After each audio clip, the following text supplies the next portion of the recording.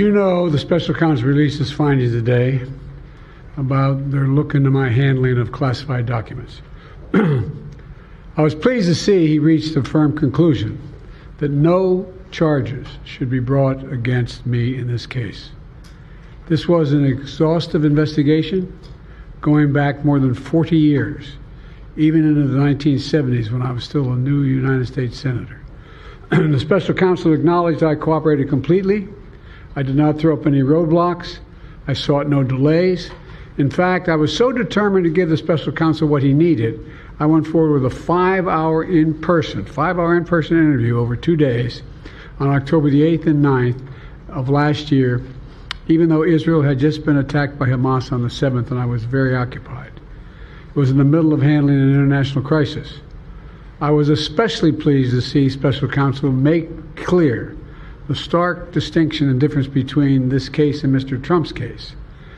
The special counsel wrote, and I quote, "Several material distinctions between Mr. Trump's case and Mr. Biden's are clear," continuing to quote, "Most notably, after given multiple chances to return classified documents to avoid prosecution, Mr. Trump allegedly did the opposite. According to the indictment, he not only refused to return the documents for many months, he also obstructed justice by enlisting others to destroy evidence and then to lie about it. In contrast," he went on to say, "Mr. Biden turned in classified documents to the National Archives and the Department of Justice, consented to the search of multiple locations, including his home, sat for a voluntary interview, and in other ways cooperated with the investigation," end of quote. I've seen the headlines since the report was released about my willful retention of documents. These assertions are not only misleading, they're just plain wrong. On page 215, if you had a chance, I know it's a thick document. On page 215, the report of the special counsel found the exact opposite. Here's what he wrote. "There is in fact a shortage of evidence that I willfully retained classified materials related to Afghanistan."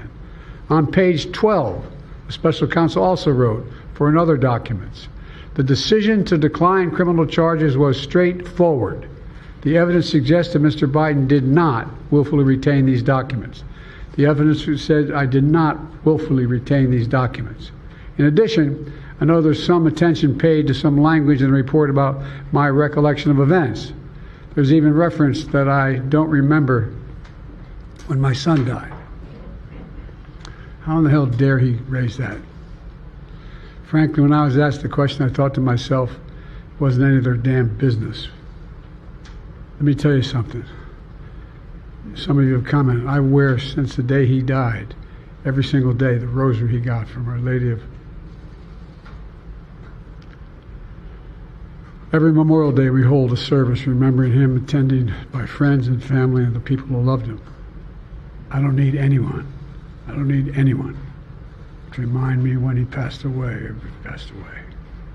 Simple truth is I sat for a 5-hour interview over 2 days of events going back 40 years. At the same time I was managing an international crisis, their task was to make a decision about whether to move forward with charges in this case. That was their decision to make. That's the counsel's decision to make. That's his job. And they decided not to move forward. For any extraneous commentary, they don't know what they're talking about. It has no place in this report. The bottom line is the matter is now closed. I'm going to continue what I've always focused on, my job of being President of the United States of America. Now, thank you, and I'll take some questions. President Biden, something the special counsel said in his report is that one of the reasons you were not charged is because, in his description, you are a well-meaning elderly man with a poor memory. I'm well-meaning, and I'm an elderly man, and I know what the hell I'm doing. I've been president, and I put this country back on its feet. I don't need his recommendation. It's totally out. How bad is your memory, and can you continue as president? My memory is so bad I let you speak. That's your memory has gotten worse, Mr. President? My memory has not gotten. My memory is fine. My memory. Take a look at what I've done since I become president. None of you thought I could pass any of the things I got passed. How'd that happen? You know, I guess I just forgot what was going on. Mr. President. Voters have concerns about your age. How are you going to assuage them? And do you fear that this report is only going to fuel further concerns about your age? Only by some of you. Mr. President, President, you're cleared of criminal liability today. But do you take responsibility for at least being careless with classified material? I take responsibility for not having seen exactly what my staff was doing. It goes in and points out things that appeared in my garage, things that came out of my home, things that were moved not by me but my staff.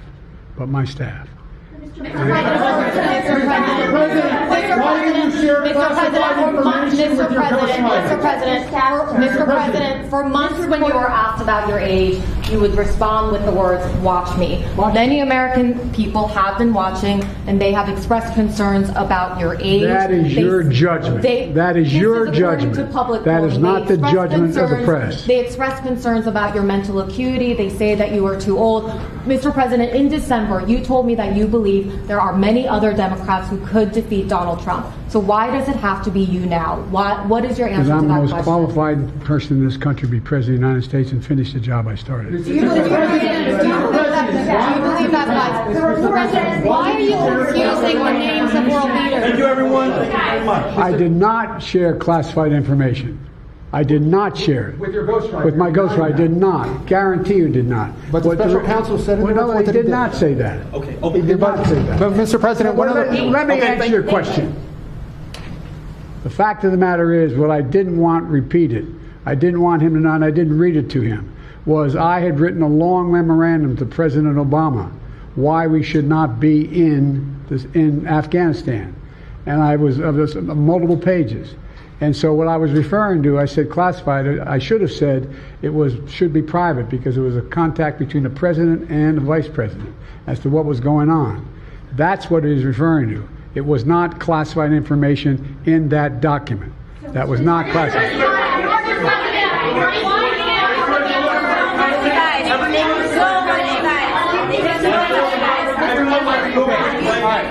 He called on me. When you look back at this incident, is there anything you would do differently now? And do you think that a special prosecutor should have been appointed in the first place in both of these cases? First of all, what I would have done is oversee the transfer of the material that was in my office, in my offices. I should have done that. If I go back, I didn't have the responsibility to that. That was my staff was supposed to do that, and they referenced that in the report. And my staff did not do it in the way that, for example, I didn't know how half the boxes got in my garage until I found out staff gathered them up, put them together, and took them to the garage in my home. And all the stuff that was in my home was in filing cabinets that were either locked or able to be locked. It was in my house. It wasn't out in, like in Mar-a-Lago, in a public place where, and none of it was high classified. Didn't have any of that red stuff on it. You know what I mean, around the corners? None of that.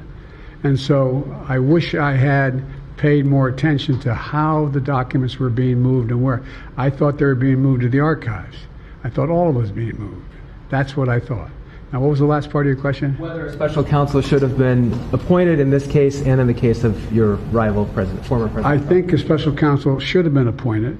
And the reason I think a special counsel should have been appointed is because I did not want to be in a position that they looked at Trump and weren't going to look at me, just like they looked at the vice president. And the fact is they made a firm conclusion. I did not break the law, period. Thank you all very, very much.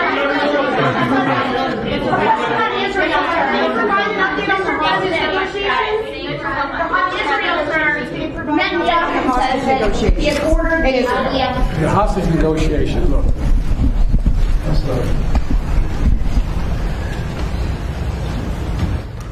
I'm of the view, as you know, that the conduct of the response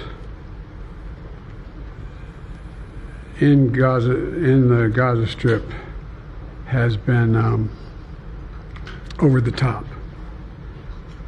I think that, as you know, initially the president of Mexico, Sisi, did not want to open up the gate to allow humanitarian material to get in. I talked to him. I convinced him to open the gate. I talked to Bibi to open the gate on the Israeli side. I've been pushing really hard to get humanitarian assistance into Gaza. There are a lot of innocent people who are starving, a lot of innocent people who are in trouble and dying. And it's got to stop, number one. Number two, I was also in a position that I'm the guy that made the case that we have to do much more to increase the amount of material going in, including fuel, including other items. I've been on the phone with the Qataris, I've been on the phone with the Egyptians, I've been on the phone with the Saudis to get as much aid as we possibly can into Gaza. There are innocent people, innocent women and children who are also in badly in need of help. And so that's what we're pushing. And I'm pushing very hard now to deal with this hostage ceasefire because, I've been working tirelessly in this deal. How can I say this without revealing it? To lead to a sustained pause in the fighting, in the actions taking place in the Gaza Strip. And because I think if we could get the delay for that, the initial delay, I think that we would be able to extend that so that we could increase the prospect that this fighting in Gaza changes. There's also negotiations. You may recall, in the very beginning, right before Hamas attacked, I was in contact with the Saudis and others to work out a deal where they would recognize Israel's right to exist, make them part of the Middle East, and recognize them fully in return for certain things that the United States would commit to do. And the commitment that we were proposing to do related to two items. I'm not going to go in detail, but one of them was to deal with the protection against their arch enemy to the northwest, northeast, I should say. The second one, by providing ammunition and material for them to defend themselves. Coincidentally, that's the time frame when this broke out. I have no proof what I'm about to say, but it's not unreasonable to suspect that the Hamas understood what was about to take place and wanted to break it up before it happened. Thank you, everybody. We're going to need everybody to hold for a moment.